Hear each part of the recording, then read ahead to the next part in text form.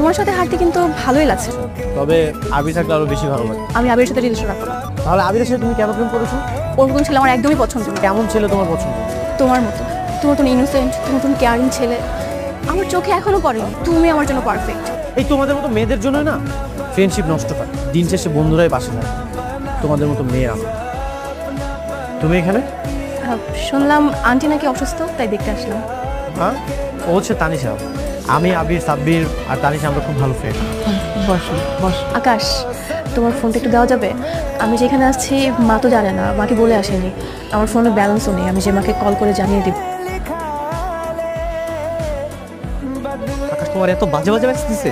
আমি জানতাম তুমি বিশ্বাস করবে না, তাই তো আমার ফোন তোমার হাতে দিয়ে দিলাম। তুমি নিচের চোখে দেখো। আমি আমার বন্ধু ভাবতাম, সেরকম একটা চকলের কাজ তো আমার মাথায় আসতে। তুমি কি করবে না করবে জানি না, তবে এমন ক্যারেক্টারলেস ছেলের সাথে তোমার ফ্রেন্ডশিপ থাকলে আমি তোমার সাথে রিলেশন কন্টিনিউ করতে পারবো না।